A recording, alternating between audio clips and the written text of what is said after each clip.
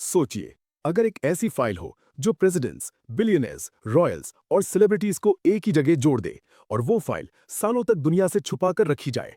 तो दोस्तों, एक बार फिर आपका स्वागत है हमारे चैनल पर। यह कहानी जुड़ी है जेफरी एप्स्टीन से, एक ऐसा नाम जो बाहर से बिलियनर फाइनेंशियर था, लेकिन अंदर ही अंदर एक बहुत बड़े डार्क नेटवर्क का हिस्सा।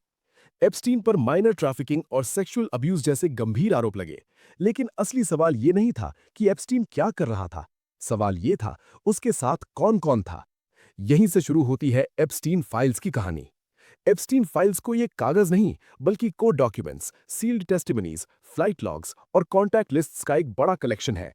इन फाइल्स में कई पावरफुल लोगों के नाम अलिजिडली जुड़े बताए जाते हैं। और अब आता है सबसे डिस्टर्बिंग हिस्सा, एप्स्टीन का प्राइवेट जेट, जिसे कहा जाता था द लॉलिटा एक्सप्रेस। रिपोर्ट्स के मुताबिक ये जेट एप्स्टीन के प्राइवेट आइलैंड तक जाता था, जहां कैमरास नहीं थे, मीडिया नहीं थी और रूल्स एप्स्टीन के थे। फ्लाइट लॉग्स बताते हैं कि इस जेट में कई पावरफुल लोग सफर कर चुके हैं, लेकिन सिर्फ किसी फ्लाइट लॉग में नाम होना कानूनी रूप से गुनाह साबित नहीं करता है। इसी वजह से यूएस कोर्ट्स ने डॉक्यूमेंट्स रिलीज करते समय क्लियर किया। 2019 में एप्स्टीन को अरेस्ट किया गया और कुछ ही समय बाद वो जेल कस्टडी में मृत पाया गया।